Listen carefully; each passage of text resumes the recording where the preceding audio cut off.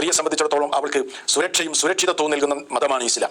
അതുകൊണ്ട് തന്നെ ഇസ്ലാം അന്യ സ്ത്രീ പുരുഷന്മാർ കൂടിക്കലരുന്നതിനെ വിരോധിച്ചിട്ടുണ്ട്. അത് നമ്മൾ മനസ്സിലാക്കേണ്ടത് ഇസ്ലാം ഈ വിഷയത്തിൽ, സ്ത്രീകളുടെ വിഷയത്തിൽ അവരുടെ അഭിമാനത്തെയും അവരുടെ ജീവന്റെ സുരക്ഷിതത്വത്തിനുമൊക്കെ പല നിയമങ്ങളും ഇസ്ലാം പഠിപ്പിച്ചിട്ടുണ്ട്. അതിൽ പ്രധാനപ്പെട്ട ഒരു നിയമമാണ് സ്ത്രീ ഹിജാബ് ധരിക്കണമെന്നത്. അതുകൊണ്ട് ഉദ്ദേശിക്കുന്നത് സ്ത്രീയുടെ സുരക്ഷിതത്വമാണ്. അതുപോലെ തന്നെ അത്യാവശ്യ കാര്യങ്ങൾക്ക് വേണ്ടിയാണ് അവൾ വീടിന് പുറത്തേക്ക് പോകേണ്ടത്.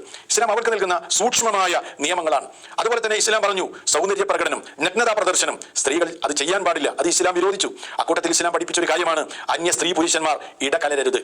അതേപോലെ തന്നെ സ്ത്രീകളോടും പുരുഷന്മാരോടും അവരുടെ ദൃഷ്ടികളെ താഴ്ത്താൻ മഹാനായ പ്രവാചകൻ പഠിപ്പിച്ചു. ഇസ്ലാമിന്റെ അധ്യാപനങ്ങളിൽ നമുക്കത് കാണാൻ കഴിയും. അന്യ സ്ത്രീ പുരുഷന്മാര് ഇടകലർന്നുള്ള വ്യായാമത്തെ കുറിച്ച് കാന്തപുരം AP അബൂബക്കർ മുസ്ലിയാർ പറഞ്ഞത് 100% ശരിവെക്കുകയാണ് മുജാഹിദ് നേതാവായ റഫീഖ് സലഫി. അതുപോലെ തന്നെ ഹുസൈൻ മടവൂരും പറയുന്നത് ഇങ്ങനെയാണ്: പുരുഷന്മാർ വ്യായാമ മുറകൾ പരിശീലിക്കുമ്പോഴേ ഇടകലർന്നുകൊണ്ടുള്ള പരിപാടി ശരിയല്ല, അത് ഇസ്ലാമികമല്ല എന്നാണ് അദ്ദേഹം പറഞ്ഞത്. അതാണ് കറക്റ്റ്.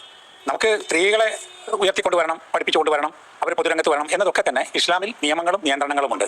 പിന്നെ വിമർശിക്കുന്നവര് അത് അദ്ദേഹത്തെ മാത്രം വിമർശിക്കല്ല, പൊതുവെ ഇപ്പോഴേ ഇസ്ലാമികമായ കാര്യങ്ങളെ വിമർശിക്കുന്ന ഒരു രീതി പലർക്കുമുണ്ട്. യുക്തിവാദികൾക്കുണ്ട്, മതവിരുദ്ധരായ ആളുകൾക്കുണ്ട്, ഫാഷിസ്റ്റ് മനസ്ഥിതിയായ ഉള്ള ആളുകൾക്കൊക്കെയുണ്ട്. ആ നിലക്കാണ് ഞാൻ അതിനെ കാണുന്നത്. മതവിമർശനം CPM കൂടി ഏറ്റെടുത്തു വന്നു ഉണ്ട്. അത് നേരത്തെ തന്നെ കമ്മ്യൂണിസ്റ്റ് പാർട്ടിയുടെ അടിസ്ഥാനം തന്നെ ദൈവമില്ല എന്നതാണല്ലോ. അപ്പോൾ ഇടക്കാലത്ത് ഒന്ന് ആ വിധത്തിലല്ലാതെ പോയി എന്നേ ഉള്ളൂ. അപ്പോൾ CPM ഏറ്റെടുക്കേണ്ട കാര്യമില്ലത്. കാരണം ആണും പെണ്ണും കൂടി, അന്യരായ ആണും പെണ്ണും കൂടി ഇടകലർന്നുകൊണ്ട് വ്യായാമ മുറകൾ പരിശീലിക്കുന്നതിൽ എന്തെങ്കിലും നന്മയുണ്ട് എന്ന് ആർക്കും പറയാൻ കഴിയില്ല. ഇപ്പോൾ നമ്മൾ കാണുന്ന ഓരോ വാർത്തകൾ, നമ്മൾ കേൾക്കുന്ന വാർത്തകളൊക്കെ തന്നെ അവിഹിത ബന്ധങ്ങൾ ഉണ്ടായിത്തീരുന്നത് ഇങ്ങനത്തെ ഓരോ സംഗതികൾ, അവസരങ്ങൾ ഉണ്ടായിട്ടാണ്. അപ്പോൾ ആ അവസരങ്ങൾ ഇല്ലാതാക്കാനാണ് ഇസ്ലാം അതിനെല്ലാം നിയന്ത്രണങ്ങൾ ഏർപ്പെടുത്തിയിട്ടുള്ളത്. നമുക്ക് നിർബന്ധിതമായ സംഗതികൾ ഒഴിച്ച് ബാക്കി കാര്യങ്ങളിലേക്ക് നിയന്ത്രണമില്ലാത്ത വിധത്തിൽ അന്യരായ സ്ത്രീയും പുരുഷനും അവര് ബന്ധപ്പെടാൻ അവസരം ഇല്ലാതാക്കലാണ് നല്ലത്. അതുപോലെ ഇനി ഹുസൈൻ സലഫിയുടെ വാക്കുകൾ നമുക്ക് കേട്ടോക്കാം. സ്ത്രീക്ക് വ്യായാമം ചെയ്തുകൂടെ?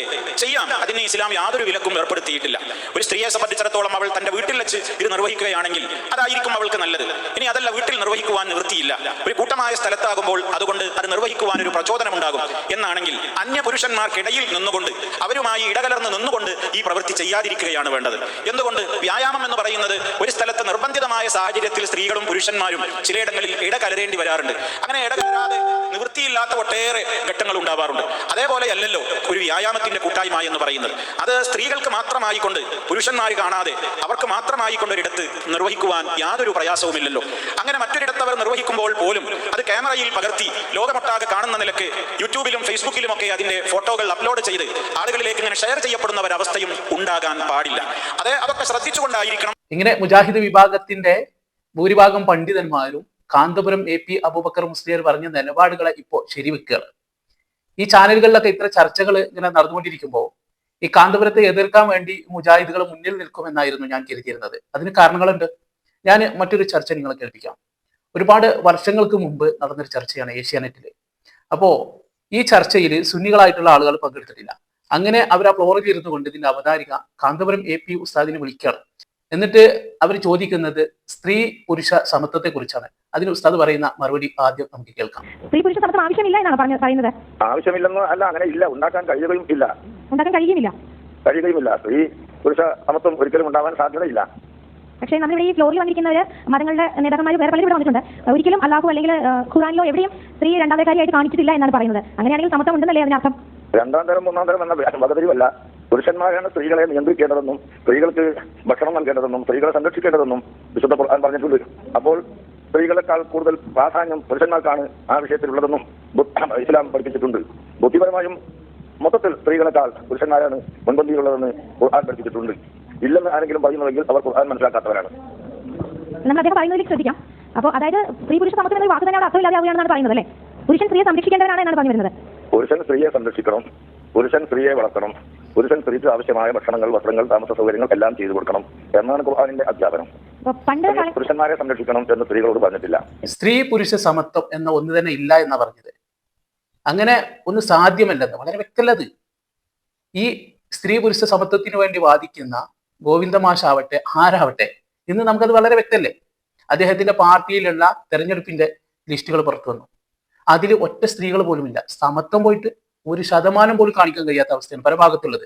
അപ്പൊ ഉസ്താദ് പറയുന്നത് വളരെ വ്യക്തമാണ്, അങ്ങനെ ഒരു സമത്വം സാധ്യമല്ല എന്നുള്ളത്. അപ്പൊ അവതാരിക പറയാ, ഇവിടെ ഒരുപാട് പണ്ഡിതന്മാര് വന്നിട്ടുണ്ടല്ലോ, അവരൊക്കെ സ്ത്രീ ഒരു രണ്ടാഗ്രക്കാരായിട്ട് കാണുന്നില്ലെന്ന് പറയുമ്പോൾ ഉസ്താദിന്റെ മറുപടി വളരെ വ്യക്തമാണ്. അതിൽ നമ്മൾ കേട്ടല്ലോ അല്ലെ, സ്ത്രീ രണ്ടാം നിലക്കാരിയായിട്ട് കാണുന്നില്ല ഇസ്ലാം. അവൾക്ക് വേണ്ട എല്ലാ കാര്യങ്ങളും ചെയ്തു കൊടുക്കേണ്ടത് ഭർത്താവാണ് എന്നുള്ളതാണ് ഈ മറുപടി. അവിടെ അവതാരികൾക്ക് കാര്യങ്ങൾ വ്യക്തമായിട്ട് മനസ്സിലായിട്ടോ. പക്ഷെ ഇന്നത്തെ ഏഷ്യാനെറ്റിലെ അവതാരികരമായിരിക്കല്ല, അല്ലെ ഇന്നത്തെ ചാനലിലെ അവതാരികൾക്ക് മറ്റൊരു രീതിയിലാണ് അവർ ചർച്ച നടത്തുന്നത്. അവര് വേറൊന്നും മുൻകരുതിയിട്ടാണ് കാര്യങ്ങൾ പറഞ്ഞാൽ ഈ അവതാരിക മനസ്സിലാക്കി അവൾ അത് ഉൾക്കൊണ്ടു. വ്യക്തമായിട്ട് അവർക്ക് മനസ്സിലായി, എല്ലാവർക്കും വ്യക്തമായിട്ട് കാര്യങ്ങൾ മനസ്സിലായി. പിന്നീട് സ്ത്രീ പള്ളി പ്രവേശനത്തെ കുറിച്ച് ചോദിക്കുന്നുണ്ട്, അതും കൂടെ നമുക്കൊന്ന് കേൾക്കാം. പള്ളിയിൽ പ്രവേശിക്കൽ സ്ത്രീകൾക്ക് നിഷിദ്ധമാണ് എന്നല്ല, പരിശുദ്ധ മസ്ജിദുൽ ഹറാം അത് പള്ളിയാണ്. അവിടെ തവാഫിന് വേണ്ടി സ്ത്രീകൾ പ്രവേശിക്കുന്നുണ്ട്, ഹജ്ജിന് വേണ്ടി പ്രവേശിക്കുന്നുണ്ട്. അതുപോലെ മദീനയിലെ പള്ളിയിൽ പ്രവാചകരെ സിയാറത്ത് ചെയ്യുന്നതിന് വേണ്ടി പ്രവേശിക്കുന്നുണ്ട്. അതെല്ലാം അനുവദനീയമാണ്, മറ്റു പല കാര്യങ്ങൾക്കും അനുവദനീയമാണ്. അതേസമയം പല പുരുഷന്മാരൊന്നിച്ച് നടത്തപ്പെടുന്ന ജമാഅത്തുകളിലും അതുപോലെ ജുമാ നിസ്കാരങ്ങളിലും സ്ത്രീകൾ പോകേണ്ടതില്ലെന്നും അവർ വീട്ടിൽ വെച്ച് നിശ്ചയിക്കുകയാണ് ചെയ്യേണ്ടതെന്നും ഉള്ള ഇസ്ലാമിന്റെ നിയമമാണ് ഞങ്ങൾ പറഞ്ഞിട്ടുള്ളത്. അതിനെതിരായി എല്ലാ സ്ത്രീ പുരുഷന്മാർക്കും സമത്വമുണ്ട് എന്ന വാദം തെറ്റാകും. സ്ത്രീകൾ പള്ളിയിൽ പോകുമ്പോൾ എങ്ങനെ പോകണം, സുഗന്ധദ്രവ്യം ഉപയോഗിക്കാൻ പാടില്ല, ആകർഷകമായ വസ്ത്രം ധരിക്കാൻ പാടില്ല എന്ന് ഇമാം ഷാഫി തന്റെ ഗ്രന്ഥത്തിൽ തന്നെ സൂചിപ്പിച്ചിട്ടുണ്ട്. ഹറാമാണ്, നിഷിദ്ധമാണ് നിങ്ങൾ വാദിക്കുന്നത് പോലെയെങ്കിൽ നിഷിദ്ധമായ കാര്യത്തിന് നിബന്ധന വെക്കുമോ ഇമാം ഷാഫി എന്നതാണ് ഞാൻ ചോദിക്കുന്നത്. പള്ളിയിൽ പോകാൻ, ഹജ്ജ് ചെയ്യാൻ പള്ളിയിൽ പോകണം. അതുപോലെ വിയാർത്ത് ചെയ്യാൻ മദീന പള്ളിയിൽ പോകണം. അതുപോലെ ഇസ്ലാമിക രാഷ്ട്രമുള്ള സമയത്ത് പള്ളിയിലാണ് ജഡ്ജി ഉള്ളതെങ്കിൽ ആ ജഡ്ജിയുടെ അടുക്കൽ കേസ് കൊടുക്കാൻ പോകണം. ഇങ്ങനെയെല്ലാം പള്ളിയിൽ പോകേണ്ടുന്ന പല സന്ദർഭങ്ങൾ ഉണ്ട് എന്ന് ഇമാം ഷാഫി വ്യക്തമാക്കുകയും സന്ദർഭങ്ങളിൽ മര്യാദകൾ ഉപയോഗിക്കുകയുമാണ് ചെയ്തിട്ടുള്ളത്. അല്ലാതെ പരപുരുഷന്മാരെ ഒന്നിച്ച് എല്ലാ സമയവും ജുമാക്ക് പോകണം എന്നും ആ ജുമാക്ക് പോകേണ്ട മര്യാദകൾ ഇതാണെന്നും ഇമാം ഷാഫി പറഞ്ഞിട്ടില്ല. ഇവിടെയും ഉസ്താദ് പറഞ്ഞത് വളരെ വ്യക്തമാണ്. അനീഫ കായക്കൊടി എന്ന് പറയുന്ന ഒരു മുജാഹിദ് പണ്ഡിതനാണ് ചോദിക്കുന്നത്. അദ്ദേഹം ചോദിക്കുന്നുണ്ട്, അപ്പോൾ അതിന് വ്യക്തമായിട്ട് പറഞ്ഞു കൊടുത്ത് ഏതൊക്കെ പള്ളികളിലാണ് സ്ത്രീകൾ പോകുന്നത്, സുഗന്ധം മാലിക് റളിയല്ലാഹു അൻഹു പറഞ്ഞ സുഗന്ധം ഉപയോഗിക്കാതെ പോകണം എന്ന് പറഞ്ഞത് എന്ത് അടിസ്ഥാനത്തിലാണെന്നൊക്കെ ഉസ്താദ് വളരെ വ്യക്തതയോടുകൂടി അദ്ദേഹത്തിന് മറുപടി കൊടുക്കുന്നുണ്ട്. പിന്നീട് ആ അവതാരിക മറ്റൊരു കാര്യം ഉസ്താദിനോട് പറയുന്നുണ്ട്, സുന്നി ഭാഗത്ത് നിന്നുള്ളവരെ ഈ ചർച്ചയ്ക്ക് വേണ്ടി ഞങ്ങൾ വിളിച്ചു, പക്ഷെ സ്ത്രീകൾ നടത്തുന്ന പരിപാടിയാണ്, ഒരുമിച്ചിരിക്കുന്ന പരിപാടിയാണെന്നുള്ള നിലയ്ക്ക് ആരും എത്തിയിട്ടില്ലെന്ന് അതിന് ഉസ്താദ് കൊടുക്കുന്ന മറുപടി കൂടെ നമുക്കൊന്ന് കേട്ടോക്കാം. ഞങ്ങൾ ഈ ഒരു ചർച്ച സംഘടിപ്പിച്ചപ്പോൾ സുന്നി ഫാക്ഷനിലുള്ള ഒരുപാട് പേരെ ഞങ്ങൾ ക്ഷണിച്ചിരുന്നു ഇതിൽ പങ്കെടുക്കാനായിട്ട്.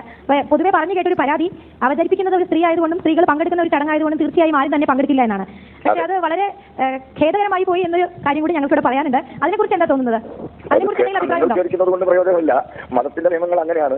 ഇതുപോലെ ചരിത്രത്തിന്റെ ആളുകൾ നോക്കിയാൽ ഇതുപോലുള്ള ചർച്ചകൾ പുരുഷന്മാരെ സംബന്ധിക്കുന്ന ചർച്ചകൾക്ക് സ്ത്രീകൾ നേതൃത്വം നൽകുകയോ പരപുരുഷന്മാർ ഒരേ സദസ്സിൽ കലർന്ന് ഇരുന്നു കൊണ്ട് നടത്തുകയോ ചെയ്തതായി ഇസ്ലാമിക ചരിത്രത്തിലില്ല. അതിന് ആ ഇസ്ലാമിക ചരിത്രത്തിനെ വലിച്ചെറിഞ്ഞുകൊണ്ട് ഇപ്പോൾ പരപുരുഷന്മാരും ഒന്നായി ഇരുന്ന് സ്ത്രീകളും പുരുഷന്മാരും ഒന്നായി ഇരുന്ന് ചർച്ച ചെയ്യാൻ വന്നിട്ടുള്ള ഈ മൗലവിമാർ തന്നെയാണ് ഇസ്ലാമിനെ വികലമാക്കിയിട്ടുള്ളത്. അവരാണ് ഇസ്ലാമിന്റെ നിയമങ്ങളെ മാറ്റിമറിച്ചിട്ടുള്ളത്. ഇസ്ലാമുകളായിട്ടുള്ളവരെല്ലാം ഇസ്ലാം വിരുദ്ധമായി ജീവിക്കുന്നവരാണെന്നാണ് പറഞ്ഞു വരുന്നത്. കേട്ടില്ലേ, ഇളിമ്പ്യരായിട്ടിരുന്ന് കേൾക്കണത് മുജാഹിദിന്റെ നേതാക്കന്മാരെ. ഇപ്പൊ ഇവരെ നിലപാട് ഇവർ മാറ്റി അല്ലെ. ഇപ്പോ ഞാൻ ആദ്യം കേൾപ്പിച്ചത് നിങ്ങൾ കേട്ടില്ലേ, സ്ത്രീ പുരുഷന്മാരുമായിട്ട് ഒരുമിച്ചുള്ള വ്യായാമ മുറകൾ പറ്റില്ല, അത് പറ്റില്ല, ഇത് പറ്റില്ല. അപ്പൊ ഇത്തരത്തിലുള്ള ഒരു ചർച്ചയ്ക്ക് വേണ്ടിയിട്ട് വിളിച്ചപ്പോൾ ഇവർ ഒരുമിച്ച് അവിടെ പോയിരുന്നു. നോക്കി നിങ്ങൾ എത്രമാത്രം അപകടകരമായിട്ടുള്ള കാര്യങ്ങളായിരുന്നു മുമ്പ് മുജാഹിദുകൾ ചെയ്തിരുന്നത്. എന്നാൽ ഈ വിഷയത്തിൽ ഇപ്പോഴെങ്കിലും ഇവർക്ക് ബോധം വന്നല്ലോ. ഇവിടെ AP ഉസ്താദിന്റെ ആശയം എന്ന് പറഞ്ഞ ദീനിന്റെ യഥാർത്ഥ ആശയമാണ്. മുഹമ്മദ് നബി സമ്പൂർണ്ണമാക്കി തന്ന ആശയം, അതിലൊരു മാറ്റം വരുത്താൻ ആർക്കും സാധിക്കില്ല. മുജാഹിദുകൾ വന്നു, അതിൽ പല മാറ്റങ്ങൾ വരുത്തി, അവർ പലതും തിരുത്തിക്കൊണ്ടിരിക്കുന്നു, വീണ്ടും മാറ്റങ്ങൾ വരുത്തിക്കൊണ്ടിരിക്കുന്നു.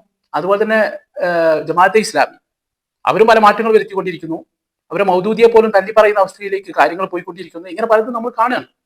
ഇവിടെ ഇസ്ലാമിനെ ലളിതവും സുന്ദരവുമാക്കാൻ വേണ്ടിയിട്ട് മറ്റൊരു ടീം പ്രവർത്തിച്ചുകൊണ്ടിരിക്കുന്നുണ്ട്. വിളിച്ചു പറയണം, നിങ്ങളാരും ഇസ്ലാമിൽ നിന്ന് അകന്ന് നിൽക്കേണ്ടതില്ല. അത് അത്ര സങ്കീർണതയുള്ള മതമല്ല, അത് ലളിതമാണ്, സുന്ദരമാണ്. ഇസ്ലാമിനെ സങ്കീർണമാക്കാൻ പണ്ഡിതന്മാർ നടക്കുകയാണ്. മാലിക് റളിയല്ലാഹു അൻഹു പറഞ്ഞു, ഇന്നൽ ഫഖീഹ ഹുവല്ലദീ യുബീഹു ലിന്നാസി ബിദലീൽ. ആളുകൾക്ക് സ്വൈര ജീവിതം സാധ്യമാക്കി കൊടുക്കുന്നയാളെ, പ്രമാണബദ്ധമായിട്ട് ജനങ്ങൾക്ക് മുന്നോട്ട് പോകാനുള്ള വഴികൾ തുറന്നു കൊടുക്കുന്ന, അനുവദിച്ചു കൊടുക്കുന്ന, ഹലാലാക്കി കൊടുക്കുന്നയാളാണ് പണ്ഡിതൻ. അമ്മ തഹരീർ കണ്ടതും കേട്ടതും ഒക്കെ പാടില്ല പാടില്ല ഹറാമാണെന്ന് പറയാൻ എല്ലാവർക്കും പറ്റുന്ന പറയാൻ അതെല്ലാവർക്കും പറ്റും. അറിവില്ല, പക്ഷെ അറിവില്ല എന്ന് ഏറ്റു പറയാൻ ഒഴിവില്ല. എല്ലാം ഹറാം ഹറാം. ഇന്നിപ്പോ കുറച്ച് കാലമായിട്ട് പറ്റൂല എന്ന് പറയുന്ന മഹാപണ്ഡിതനായി തീരുകയാണ്. ആദർശേരി മുസ്ലിയുടെ നേതൃത്വത്തിൽ ഇത്തരത്തില് മുമ്പ് മുജാഹിദുകൾ ചെയ്തിരുന്ന അതേ കാര്യത്തിലേക്കാണ് ഇവരിപ്പോ ഈ ജനങ്ങളെ കൊണ്ടുവരാൻ പോകുന്നത്. ഇസ്ലാമികപരമായിട്ട് തെറ്റു പറഞ്ഞ കാര്യങ്ങളൊന്നും വലിയ കുഴപ്പമില്ല, അതൊക്കെ പണ്ഡിതന്മാർ ഹലാക്കിലാക്കി കൊടുക്കണം എന്നുള്ള രീതിയിലൊക്കെയാണ് അയാൾ പ്രസംഗിച്ചത് കാണാനിടയായത്. നോക്കി നിങ്ങൾ, അപകടകരമായിട്ടുള്ള ഒരു കാര്യം. അതിനെക്കുറിച്ച് നമുക്ക് മറ്റൊരു വീഡിയോയിൽ പറയാം. എനിക്ക് പറയാനുള്ളത്, ദീനിയായിട്ടുള്ള കാര്യങ്ങൾ ആർക്കും ഒരിക്കലും മാറ്റം വരുത്താൻ സാധിക്കില്ല. അത്തരത്തിൽ മാറ്റം വരുത്തുന്നവരൊക്കെ പുത്തൻ ആശയക്കാരായിരിക്കുമെന്ന് മാത്രമേ ഈ വിഷയത്തിൽ പറയാനുള്ളൂ.